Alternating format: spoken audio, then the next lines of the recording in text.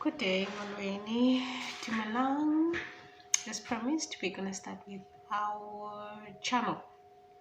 Okay, so now I'm gonna start with the first pregnancy.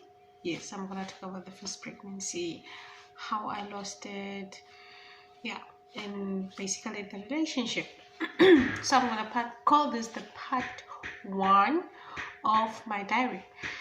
So yeah, I went out with this guy, dated 3 years down the line in the relationship. But you know what? There were a lot of things that actually happened. I wasn't the only one in the relationship, and I found out about it. But when I found out about it, I was already in love with the guy. So once you're in love with someone, then it's hard to get out of this thing. I don't think I'm the only one who's been through this. So to let it go, it's a bit hard because songenile like this deep. So ngiyamthanda and ngiyabekezela. So yeah, we went on for about 3 years down the line. I fell pregnant with my first baby. So I think he was already done with his degree. Yes, he was already done with his degree. I think he was staying areas. Fine. So kumnandi siyaqhubekeka, but here I am pregnant, and then I could see, but this person doesn't look too happy about it. But then I told myself, maybe as time goes on, he'll get used to it, because I'm not gonna get rid of the child. I mean, it's my first child and I'm already 22 years old, so I basically didn't see anything wrong with getting pregnant at that age. And then yeah, I thought that he is actually warming up to the idea of being pregnant with me, you understand? But I think I was wrong.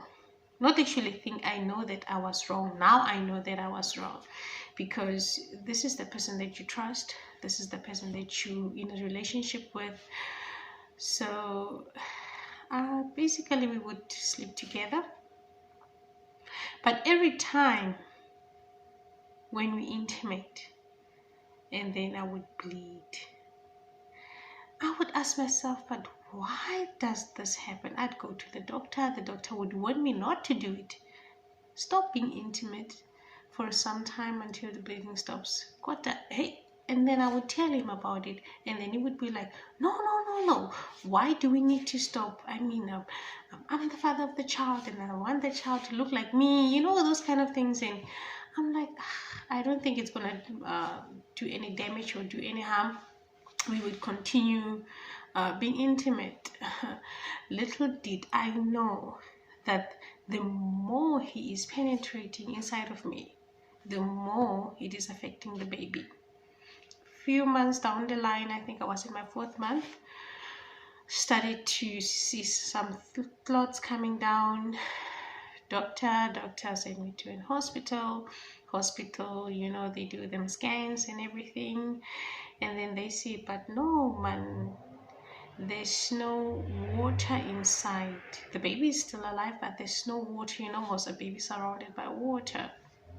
I don't know what you call that, or the medical term for that water, but there's no water. And then the doctor asked me, did your water break? And I said no. And then she was like, but there's no water covering the baby. Can you see how he's laying in there? And I said yes.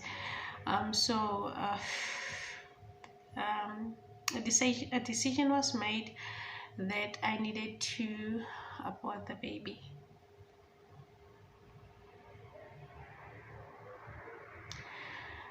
I had to go through an abortion, which they call a medical abortion. Mind you, this is a full human being. I was admitted immediately. I had to get counseling, but the social worker never pitched. 2 days down the line, they brought me the pills. It was the most painful thing that I had to go through. but then I had to go through labor pains like I'm giving birth to a normal child. Hence, I'm giving birth to a dead child.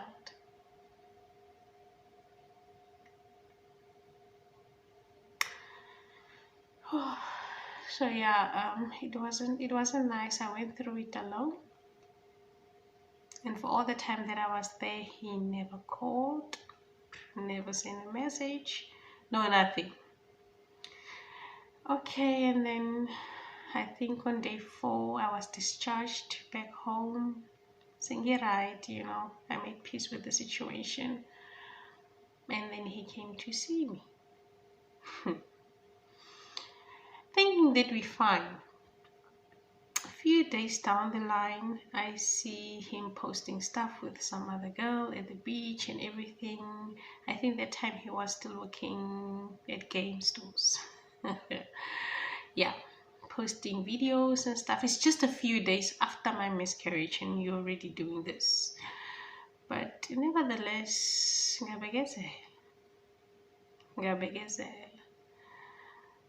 I don't know why I did it. I don't understand till this day. Why did I have to do this to myself? Why did I have to put myself through so much pain? Yeah, but only to find out that there's more to the story. So now the question that I'm asking myself is, why did I bleed every time when I sleep with him? Why wouldn't he stop even if the doctor said that I shouldn't? And I told him about it. Yes, I allowed it. I take full responsibility for that. But why? Why would you be so insensitive not to even check up on me? Why would you be so insensitive to go out with another woman just a few days after I lost my first child?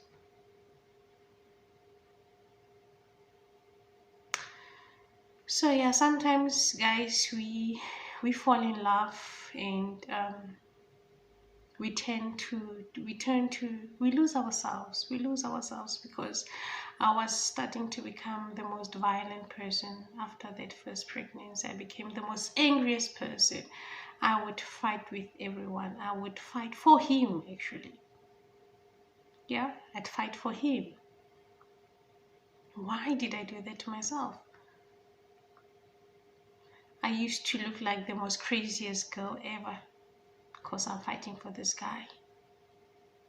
I used to make the loudest noise ever because I'm fighting for this person.